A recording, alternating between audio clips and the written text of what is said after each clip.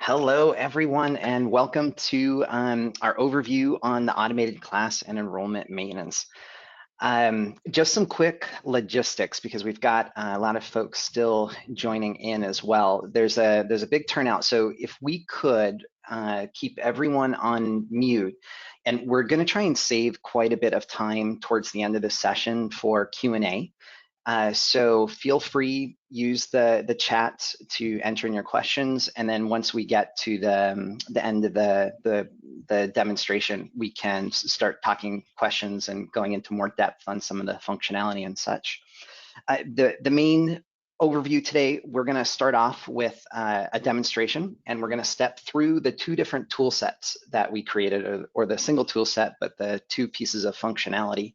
And then we'll flow through into some timeline and some Q&A sections following shortly thereafter.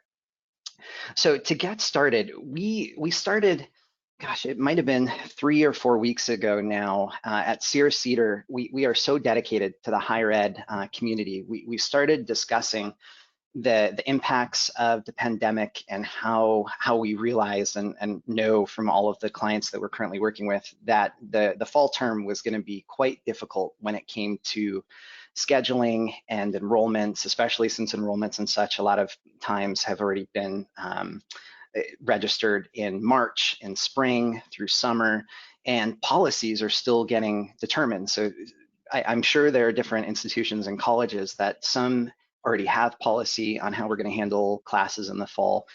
Some might just be coming through now, and some might be coming through shortly thereafter.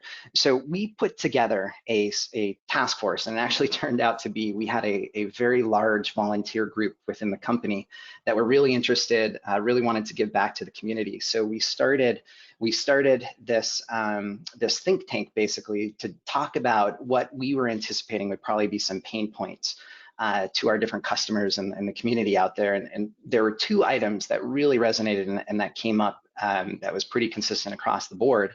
And that was specifically around the schedule of classes.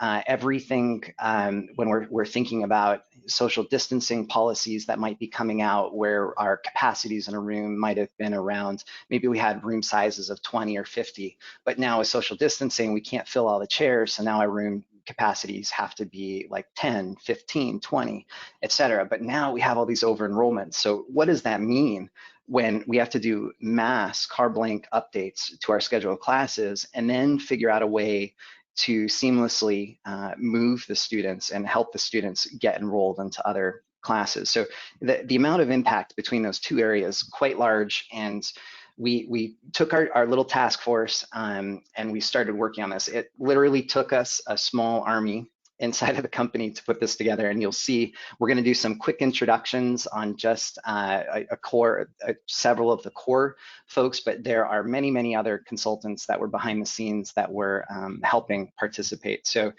lots of late nights coding and design sessions and testing and weekends and all of that to get us here. So we are incredibly excited to be able to share this with everybody. So on that note, my name is Chris Cameron. I'm an AVP within Sierra-Cedar in our higher ed division. My participation on the project, I helped out with a bit of the overall design and some of the programming and all that kind of fun stuff. And I'll be the one leading us through most of the presentation today, and then I'll be leveraging my colleagues to help fill in gaps and help answer questions as they might come up. And that's me. Thanks, Bob. Hi, I'm Bob Lawson. I'm the project manager on this project, and I will probably be your point of contact for issues or questions that arise as our tools get developed and deployed. So feel free to reach out to me anytime you wish.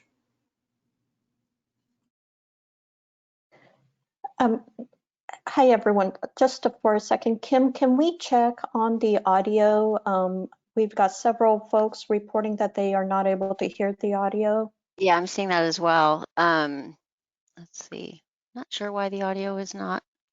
Can we, if folks are able to hear us, can you please raise your hand inside of the Okay, so folks can hear us, and it looks like the majority can hear us. Yeah, okay, yeah, so some people can hear. Yeah, so we'll keep going. We apologize for those that are having audio difficulties. Vicki? Welcome. I'm Vicki Cooper. I am a student records consultant.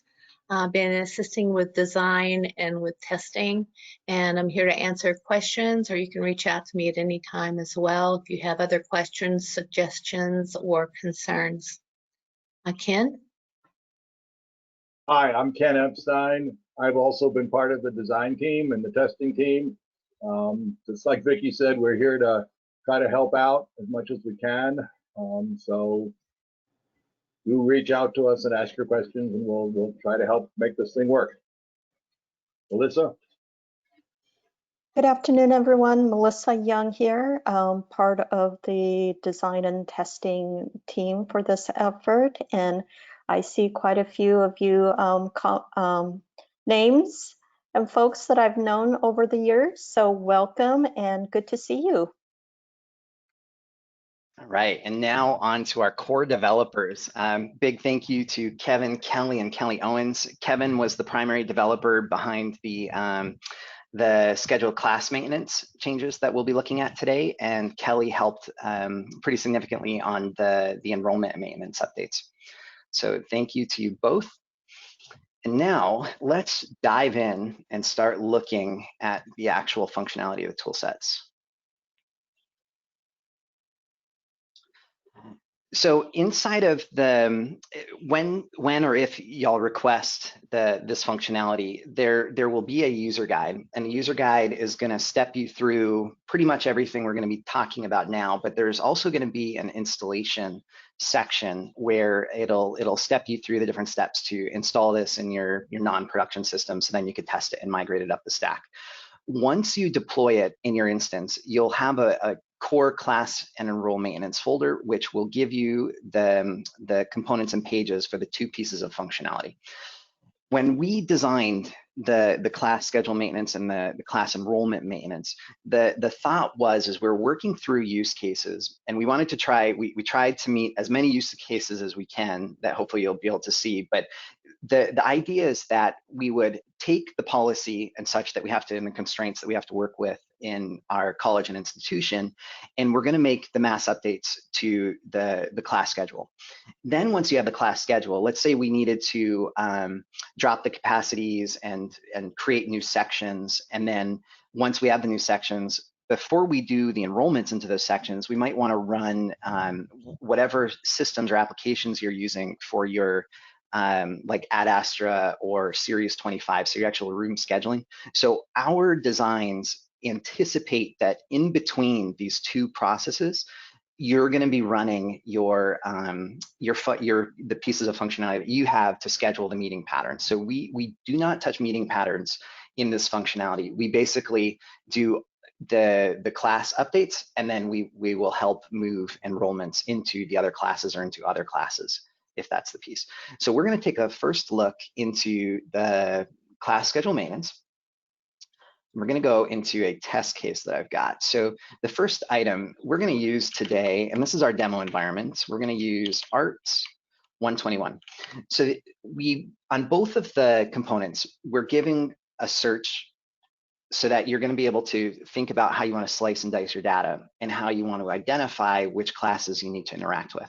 So this search functionality, we tried to mimic the delivered schedule of class maintenance search, et cetera. So many of the fields that you see there are going to be here. You may see some additional fields such as enrollment capacity, because we do believe that there will be the use cases at some schools where you might want to say, okay, give me all of my classes that are greater than 50% enrollment to capacity, or maybe even 100%, because now I really need to focus in on those classes so that I can determine what to do with those classes. So we're going to be looking at ART 121. We're going to click search. What it's going to do is it's going to pull us a listing from the class table, and it's going to give us the ability to start interacting with those classes against the class table. We can see, starting from the left over to the right, the update functionality. When we leverage update, that is essentially selecting the classes that we want to interact with. So if we said, I'm only going to work with the first class to start with. This is Art 121, Section 1. Let's say I wanted to cancel the class, or if I wanted to stop enrollment. I've got the ability to do that here. I can change the association. I can change the enrollment capacity. I can change the weight capacity. I get to see what the current enrollments are in that class based on the time when I click search.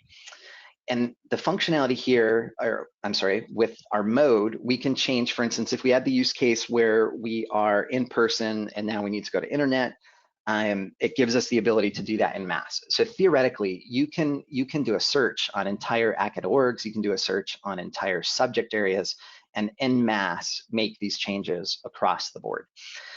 The column that we added here for number of new sections, this is going to give us the ability. So for instance, if we had an enrollment capacity, right now it's at 10 on the class.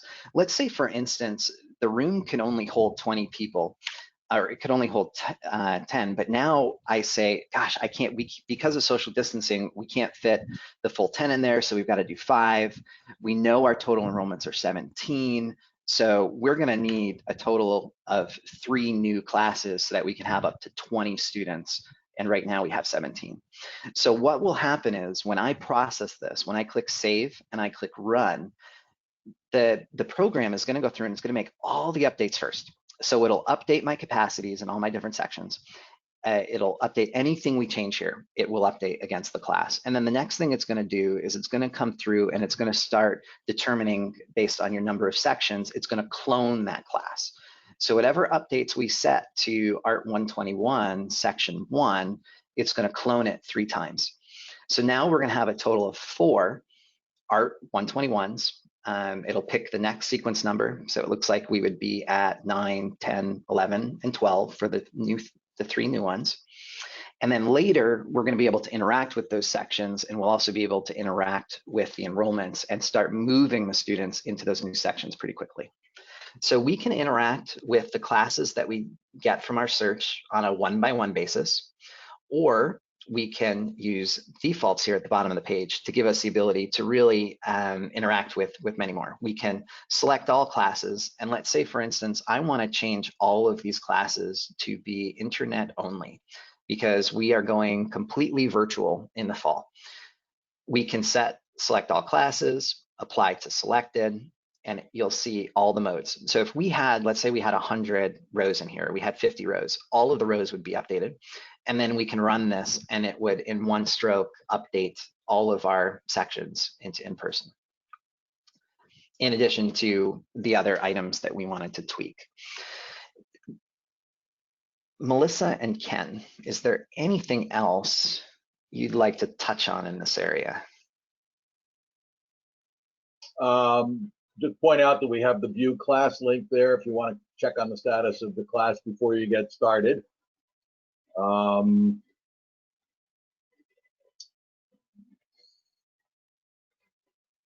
will update associations as well as the association number as well as the class number.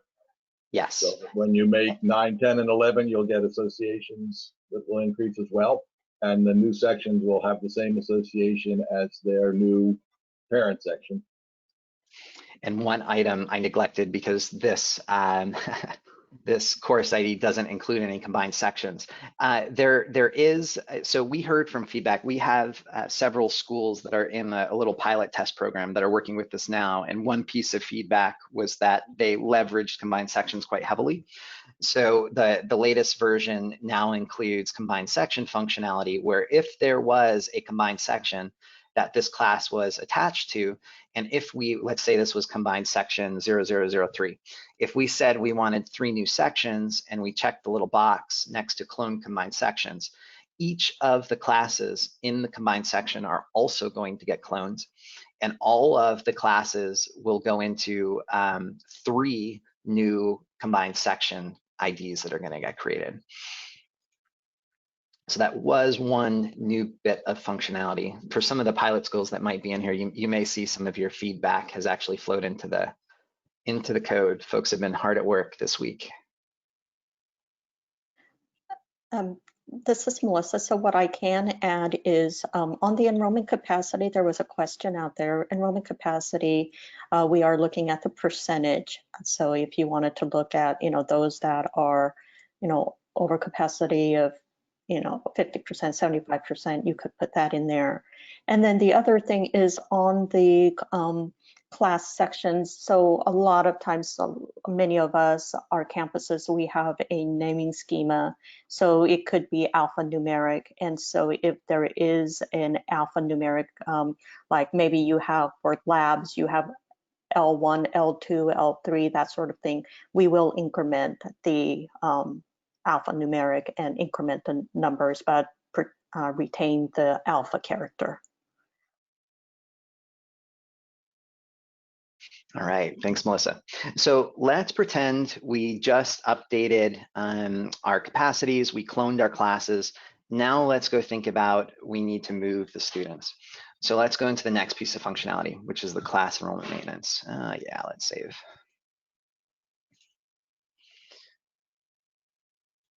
You'll find, oops, wrong one. So we have the exact same search on the class enrollment maintenance. So we can similarly, let's go back into our ART 121. Let's do a search. We'll see all of the sections that we were just working with. In addition, we would see any of the new sections. So I believe we're, well, we would see the sections if they have enrollments. The section that we were looking at, I believe we were looking at section 1, it had an enrollments of 17. I did not run the process, so our enrollment capacities did not get updated, but if I would have run the process, it would have, so our enrollment capacity would have been down at 5, and we'd be like, oh my gosh, we've got to move 12 enrollments. So let's move forward and let's select that one. So we now think we have to move 12 enrollments off from the classes we were just working with. That will flow us over into the second page in the component. When we designed this page, we tried to keep it as simplistic as possible, but still give a lot of functionality when it came to how we want to move classes or move students between classes. So we have this concept of a source class section, and that was the section that we had just selected. So that's our source. It gives us the quick overview on the total enrollments, the capacities, what instruction mode it is. And then we need to start to make some decisions. We need to decide inside of the assignments option area how we want to move the students. Do we want to move all students? Do we want to move only over capacity enrollments? Or do we want to move a number? So for our purposes, let's see, we are over capacity by 7. So I'm going to select move over capacity enrollments because we're okay keeping the 10 still in there. Then we need to determine how we select the students. Do we want to select them based on their last enroll date? So that would essentially be the last student to enroll is the first student to move out. So last in, first out. The other option is a randomizer. So we can randomly select the students based on the account that we're going to be moving. We'll do last in, first out. Then we need to decide how we want to move the students between sections, because you can down here in the target class sections, these are all of the available sections that we're able to move those students into. So we can select more than one class section that we want to move them to, or we could select a single class section that they want to be in. And then we can fill, so if we were more than one, we could fill the next available.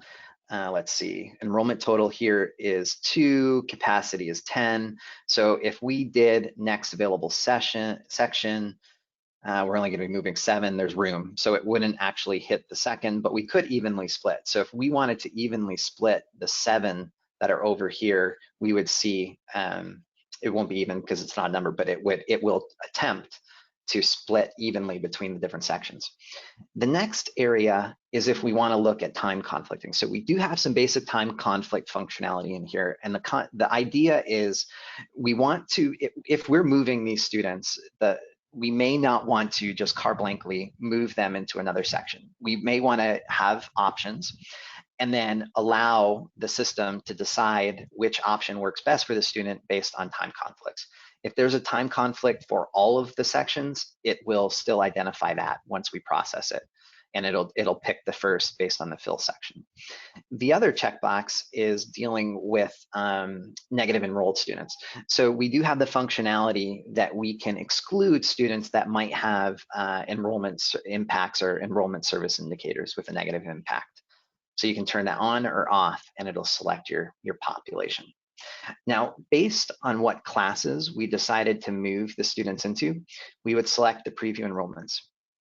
The select preview enrollments is going to work through all of the assignment options that we selected, and it's going to populate the preview enrollments grid, and it's going to tell you, so if you wanted a quick indicator, the additional enrollments column says, okay, we put 4 students in section 3, we put 3 students in section 5, and that was because we wanted an even split. If we wanted to fill the next available, it would put them all into this item. And nobody had a time conflict.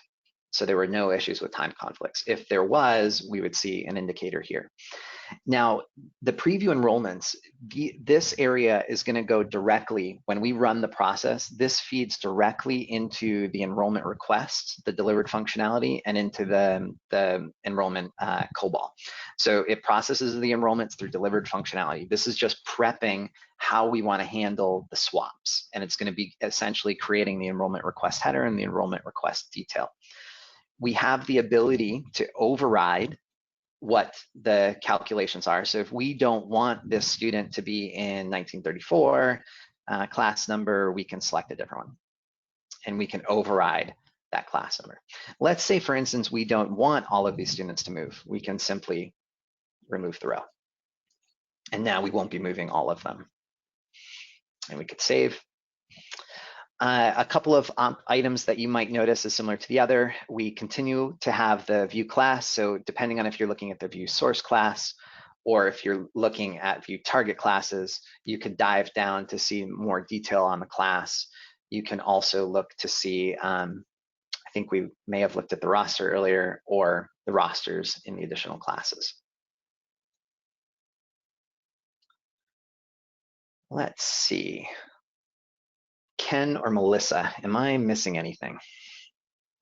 Just a couple of notes here on the exclude. And folks, I'm sorry about the flickering. I'm not sure what's causing that, but some of us are seeing the flickering of the page, so bear with us. But a couple of notes on the exclude negative enrollment students. So that flag is looking at only those impacts that are ENR ending impacts, the IENR, DENR, AENR, CENR, and the WENR. So if there's a service indicator out there with one of those impacts, and that's the flag that's looking at it to prevent, moving of these enrollments. The other item is that, we looked at it from the perspective of if the student is currently enrolled in, let's say, Art 121, that they should rightfully move into the new section we are creating. In fact, in effect, what we're doing is changing the class number on them. So if they met the requirements to get into Art 121 in the first place, then other than checking for, potentially the time conflicts or the negative service indicator that might be preventing them from making changes to the enrollments again, we are making the assumption that they've met the requirements to move into that new section of Art 121 that we're creating. Oh, one last thing is you do have the ability to remove a student from the preview list. So if you wanted to, where you didn't want to include that first student or second student, you can remove that student from this population and an enrollment request would not be created. So the student would stay in that original source class. And then the other important thing is the action date. We all know that our enrollment engine looks at the action date. So when we're ready to do this kind of work in production, you'll want to make sure that your action date is appropriate, and you may have to either backdate it a little bit or whatnot, just because of where your academic calendar and your registration dates fall. So because we do use the enrollment engine, all of those checks and balances are enforced. Thanks, Melissa. And I did. This is Ken. Yes, Ken. Chris doesn't have an example here, but if there happens to be something like a lab associated with your class, we've got a number of rules that we built to try to deal with related classes. Let me see if I can remember them all. Help me, Melissa and Chris. If the current student is currently enrolled in a 9999 related class, we're not going to touch them. We're going to leave them all alone. If they're in a related class that has an association number associated with the enrollment section, then you'll see related classes appear in this list below, and how students are going to get moved. And the brand new, thank you, Kelly, the search over there for acceptable classes will pay attention to which related classes are acceptable and which are not. So done our best to make sure you don't wind up creating inappropriate enrollments. Right, and the flip side of that is, we've got the related classes where the student, where there is an option to select, and then there's that auto enroll where they, if they are signed up for lab or lecture, and the other section is, other component is auto enroll, and you've got that noted in your class schedule, in that schedule of classes component, then this process will adhere to those rules and auto enroll that student into the next, into the section that you've specified. The process that's running here is it's a swap action. It's not an add and a drop action. It's a straight swap action. Right. And once this runs, you'll get there's a message that appears at the top of, right up in there, that tells you what the enrollment request ID is, so that you can go to block enrollment and actually look at what you did. Awesome. Thank you, Melissa and Ken. And we can, when we open back up for Q&A, we can dive back into this for some really detailed questions. So don't worry, we can absolutely come back. All right, let's talk timeline. So we started with some pilot institutions this week. They've been giving us feedback, and we've received some feedback last week. We're putting on some polishing touches to some of the enhancement requests that we received. And then we are essentially going to a general code release on July 6th. So the process on requesting, I've got a link to our website. If you haven't requested the code already and you'd like it, we'll have the website in a moment. You can request the code via the website. There is an agreement that needs to be signed. Once you do that, you get the code on the 6th. And then we are open ears and would love to hear feedback, especially if you've got bugs and things of that nature. We want to help how we can. Then we have 2 open office hours coming up. So with the release on the July 6th, we wanted to give folks some time to load it into like your dev or your test instance, run it against your data, see what results you have. And if you've got any questions that come from that, we're hoping that those open office hours, the week of the 13th, it will be a good forum for you to come in and ask some of those really detailed questions. And all of us will be there again to help really get down into the weeds if need be. And then following that, we have a hug discussion. It'll be another extension of the office hours, but more of a Q&A sort of format. When we have, so all of the testing that we have done, our core testing was inside of Campus Solutions 9.2, PeopleTools 8.5.7. We did successfully load and do some cursory testing into 8.5.6. I believe we have another school testing into 8.5.5 with Campus Solutions 9.0. So we don't see anything preventing colleges or institutions leveraging this in prior PeopleTools or prior Campus Solutions. However, you know, your mileage may vary. So you might be just fine going into Campus Solutions 9.0 with 855 or Campus Solutions 9.2 with 855. We just didn't do our full testing inside of those instances. Our really core area was 857. Now, because we were working out of our demo environment, you know, demo data, we tried to create as much real life data as we could and config, but until it's really run against your massive amounts of data, you may find items. Feedback, please send us your feedback. We are open ears. As we get the feedback, our internal team's going to be reviewing them. We're going to prioritize them. Bugs are going to go first. So we'll try and get any bug fixes out the door as quickly as possible. And then things will flow down into our development team and internal testing before we move things back out. Chris, Yes. can I make a comment there? Since you did mention the demo database. One thing we did learn is that if your data are bad, and a lot of data are bad in the demo instance, as many of you know, our tools will do unpredictable things to it. So be careful about making sure that you're not trying to run stuff on badly set up schedules of classes or bad student data, because it does unpredictable and generally on things that will make you unhappy. Yeah, and that's why we are highly suggesting loading this into a non-prod instance and really running it against your data and doing some review on it before you roll this out into production. And one other comment is that this is built out off of 857 vanilla, so there are no additional coding out there. It is built on vanilla functionality. So if your campus or institution has modified schedule of classes, components, or any other components out there, then you have to take that extra step of the retrofitting to make sure that this functionality doesn't break your existing customizations or anything like that.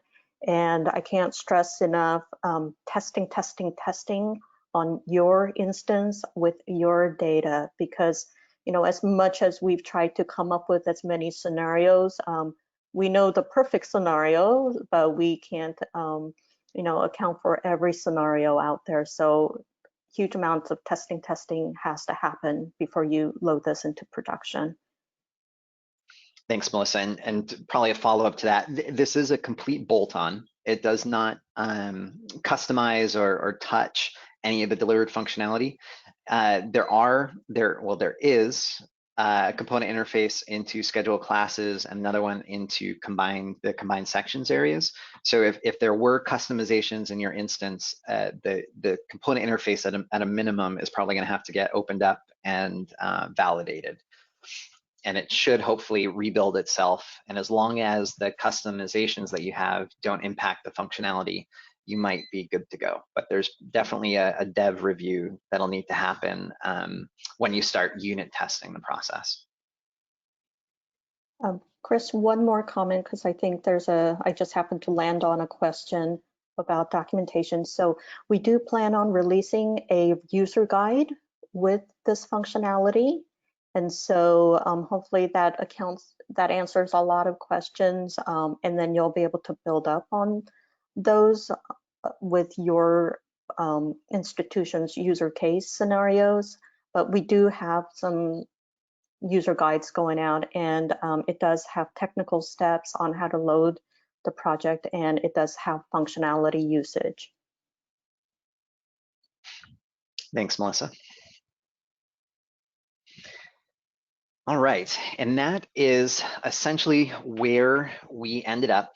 We truly hope that these tools are beneficial for you guys. It was a lot of work getting here, but it's pretty exciting to be able to give this away, and especially for free. So please feel free. Contact us via our website. It's www.sierra-cedar.com, HE-class-enrollment. And that will take you to the main site. The main site has the info and the request form to send us a quick request for the code. Also has links to each of the different webinars that we've got coming up. And you can reach us that way. You can contact Bob directly if you'd like, bob.lawson@sierra-cedar.com. and also mine if you've got any cursory questions as well. All right, I think we can open it up for questions now. We can probably, if the questions get really detailed, we can open up a mic at a time, but let's see what we have. Melissa, it seemed like you were monitoring the questions really well. I just noticed one, Chris, a nice easy one. Will this be available for future terms? You bet. Use it forever. Yeah, that was some of the feedback we were hearing. So when we've been doing quite a few demos on this now for our pilot schools. It was the big item was not necessarily even just affecting fall, but it's how this could really tweak or enhance their business process for future terms when they're doing lots and lots of scheduling changes. So absolutely, this will work across the board.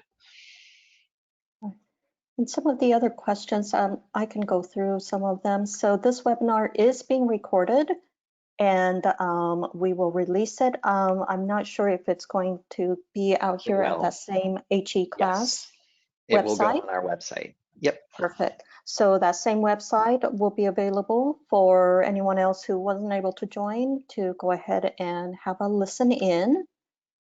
Let's see here. Do the classes have blank for the meeting pattern and facilities, or does it copy the original? It copies the original, I believe. Yeah. It continues to copy the original. Yeah, I'm pretty sure that's what it is. Oh my goodness, you all. You're just being prolific on the questions. I was going from bottom up, and then all of a sudden there's like 20 more at the bottom. So I'm just going to pick a few. Great work, everyone. Let's see here. Is this available for anyone or just customers of Sierra-Cedar? So it is available for all colleges and institutions. You do not need to be a customer of Sierra-Cedar. We are trying to help the community. Okay, and then detailed question is the enrollment source mass enrollment. Let's see here, and I'm not sure. So the enrollment source is, the student enroll table of who's enrolled currently, but then we kick off the mass enroll process. So when that run button is kicked off on the enrollment, we kick off the mass enroll process and we produce the mass enroll ID, which then you can use to go over to the search functionality and take a look at the results. Yeah, you can see, you go over to block enroll, merge, and enter the enrollment request ID, and you can see everything that happened. Okay, should this work under Tools 858? We don't know yet. We haven't placed it out into that kind of an instance yet. We've tested main build is 857, we've loaded to 856, and we're going to do our load onto 855, but I think there's another school out there for 855. Yeah, and so for 858, it's typically easier to go forward, so you should not have any issues. But give it a go, have your team load it into your development environment and run it. The main items that get impacted with these projects between versions are things around portal, structure content, process definitions, things of that nature. And all of those steps we have as manual steps that are documented so that it could be compatible for multiple versions. But we haven't tested it yet, but hopefully it will work for y'all. I noticed somebody asked about whether or not we could add location field. That would be an enhancement. And how are we accepting requests for enhancements? Do they just send that to Bob? Yeah, so that would be for Bob. And I see another question here was commenting on what areas in the component class table, class meeting pattern, class attributes. So we right now it covers it covers a bit of class table and it covers class attributes. It does not cover meeting patterns. So it currently does not handle the locations, but that would be an enhancement request. Oh, and by the way, the email that's up on the screen, it should be robert.lawson. So in case you guys are sending an email, you will get a 404 on Bob.Lawson. Gosh, that was my bad. Apologies for that, Bob. I will. I'll stop sharing really quick, and I'm going to fix that, and I'll pop back up. Yeah, and I think there were some questions about, the meeting patterns and facilities. So that portion, I think the caution for you all is, as you know, it's quite challenging to work with our facilities and make sure we are fully optimized. So that step is not part of this initial release, and that certainly isn't, it's assuming that you still have that same integration between your campus solutions to your scheduling tool, and all of those steps are continuing, right? So we have step to create the additional sections and to help move those enrollments, but that middle section is still in place.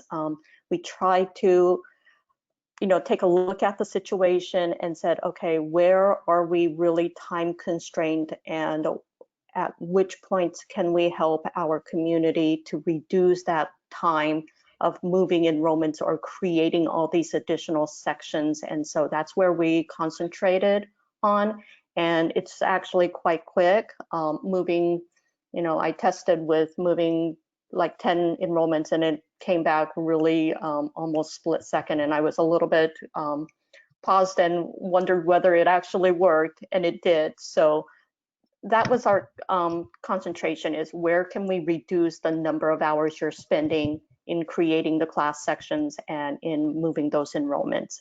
But those second step of facilities management still has to happen. Somebody asked about the enrollment request search and whether it's a process or a person who shows up. It is in fact the user. I just took a look. And it identifies the process as mass enrollment.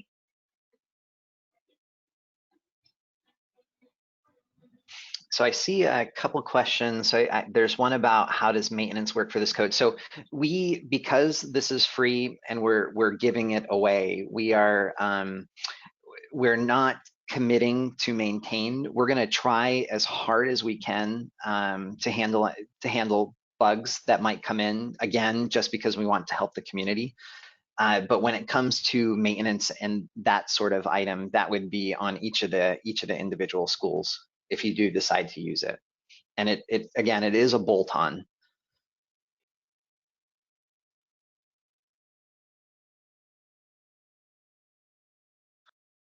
Yes, it does copy class attribute table. There's a question on time conflicts.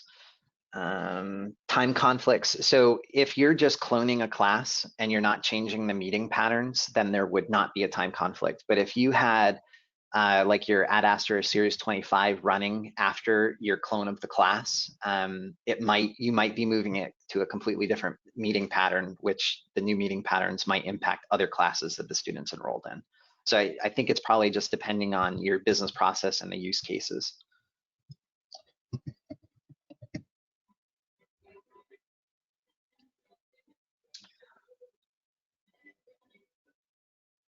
Does it copy the LMS data? Currently, I don't think it does. Can I get a quick raise of hands? How many folks leverage the LMS configuration so we can look at a quick impact?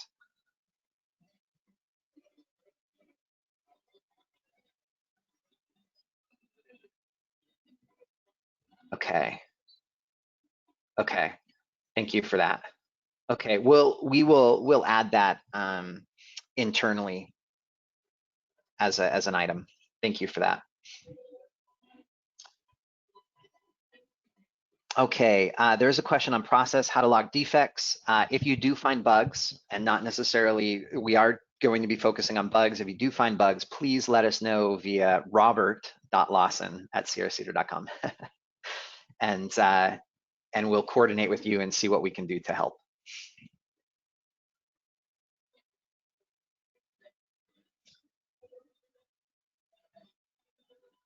think there was a question about student being in the original section with a permission list and getting into the new section. So we are running, we are checking on quite a few of those override flags to get them into the new section. So one of which is the, you know, requisites and whatnot. So, you know, they'll get in, but testing, you'll want to make sure that you do some testing too, and then provide us feedback. That enrollment service indicator is a result of one of our early testers' feedback about not wanting to move those students in. So I would say test that and provide feedback on how you'd like it updated, and whether, you know, we'll need to evaluate it as a bug or an enhancement. I think the other thing is that, Chris, you know, once we provide this functionality to you all, it's yours. So you could take it to the next level if you wanted to. Absolutely, and please do. And I mean, that's the whole goal of this. You know, we're a community. Everybody's trying to help each other out, and I know Hug is so good with sharing that sort of stuff. So feel free, if you're adding code changes and you'd like to share it back with us, we can look at incorporating it back into the core.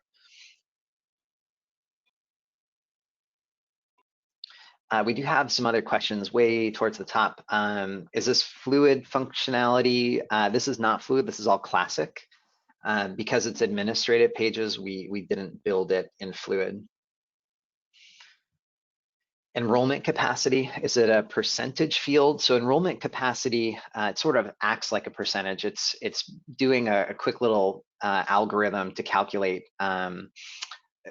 essentially what the percentage is, but your entry field is a straight integer, not necessarily a percent. So you would use, if you wanted 50% or higher, you would type 50 versus 0.5 or 50%. And when we send the package of the code line and everything, there is a user guide that goes with it that describes the available fields and what can be put in them.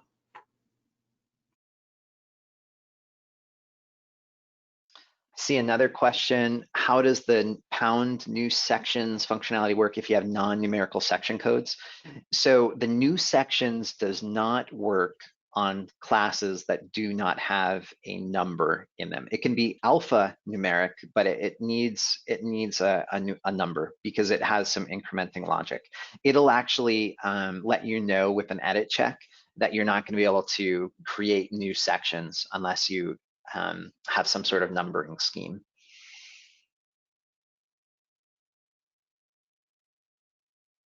Is there a limit to the number of rows? There is not. You may have performance limitations. So if you did a full search and it returned thousands of rows, it might take a little while for your grid to load, or you might time out. But there's not like a 300 row limit. So it's probably going to be, your mileage may vary, and your system might be able to handle more rows. Another application may not.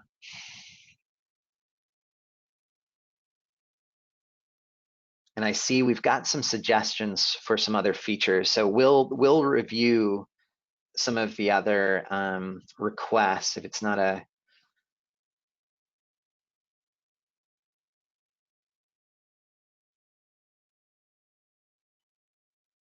Yeah, there's some really good comments in here for some feature requests or functionality. So we'll have a follow-up with our internal team and go through this full list. Is there anything I'm missing? There are actually quite a few.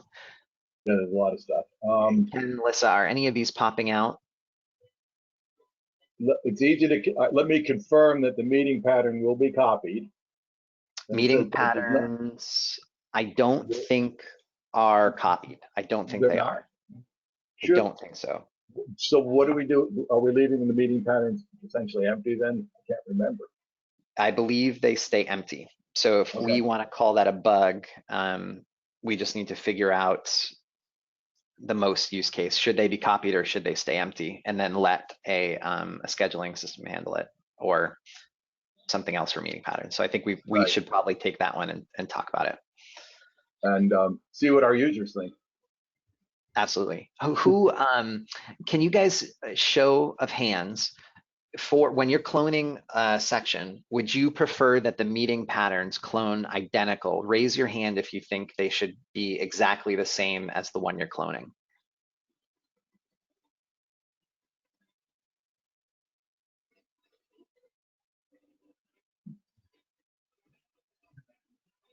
Okay. Okay, thank you for that, everyone. That little raising hands comes in handy. One of the other questions are, is this an app engine and are delivered objects altered as part of this bolt-on? So it is an application engine. So the run button, it calls an application engine for each of the different pages. There are no delivered objects that are altered by this. It's essentially the class schedule uses a CI. I think we've got 3 CIs for that process. And then for the enrollments, that is straight MetaSQL, inserting into headers and details for mass enroll. And another question, why would there be time conflicts if the class is simply being duplicated? Yeah, I think we covered that one earlier. Yeah, only if you change your meeting patterns. Let's see here, I'm trying to find some of these. Let's see here. PERC, Michelle had asked a couple questions about PERC. Will the current PERC status carry? And there was one more PERC question from Michelle. So it uses the enrollment engine, but we haven't tested the PERC results. Yeah. So I think that's certainly something that absolutely will require testing. We haven't gotten that far. Right. Yeah, we were worried about cloning the sections and getting the students enrolled.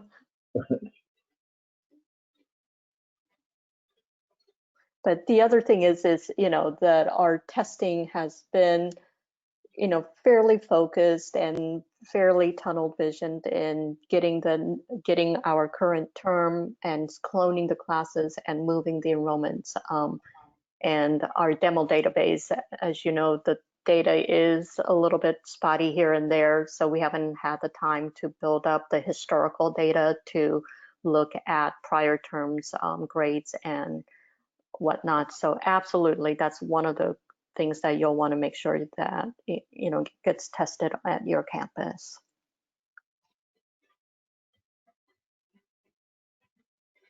There's a lot of comments in here about what goes on the meeting pattern page, and a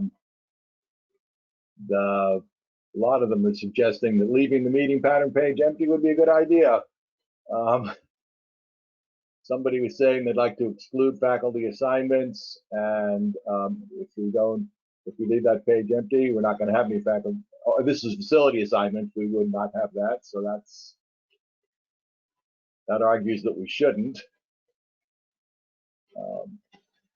This may be a tough question, Chris and Melissa.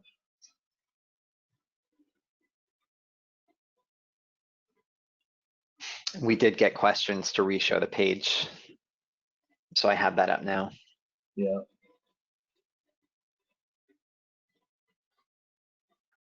And there was a question about additional database tables. I'm not sure if that's Stuart, if you were asking about what are all the tables that we are looking at with this functionality.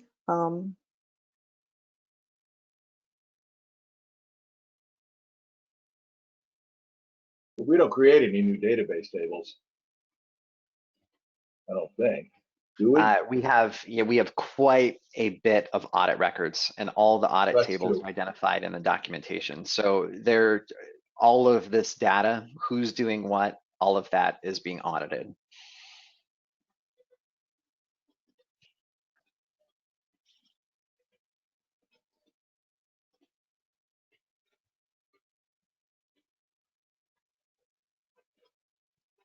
So we've got some great suggestions. Definitely something for us to think about. And I know we're coming up on the hour. Gosh, everybody has such wonderful ideas. Awesome. Okay. Yes. So since we're coming up on the hour, we will take an action item. We're going to look through everybody's feedback. We've got already meetings lined up, so we will discuss. And when we send out the latest version, so one thing to think about, because the agreement, if you're interested in the code, you might want to get that request started sooner so that you have time to sign the agreement, get it back to us, and then this way, as soon as we release on the 6th, you'll get it quickly without having to worry about the agreement piece. And I guess with that, we just, again, wanted to thank you all for your time. We really appreciate it. We know how incredibly busy y'all are, and we are just very glad we had the opportunity to help out in this way. And please keep the feedback coming. Can you go back to the slide with the information? What can we just post? Oh, yes, yes, back to the address? slide. Yes. Thank you all. The questions are great. Yeah, and we're getting lots of thank yous, and you are all most welcome. Yes. It is our pleasure. Excellent. Thank you so much, and hopefully we hear from you, and we will see you all at the office hours. Hopefully you can make one and let us know how your experience has been. Thanks, Right. everyone. Have a great afternoon and a nice long weekend.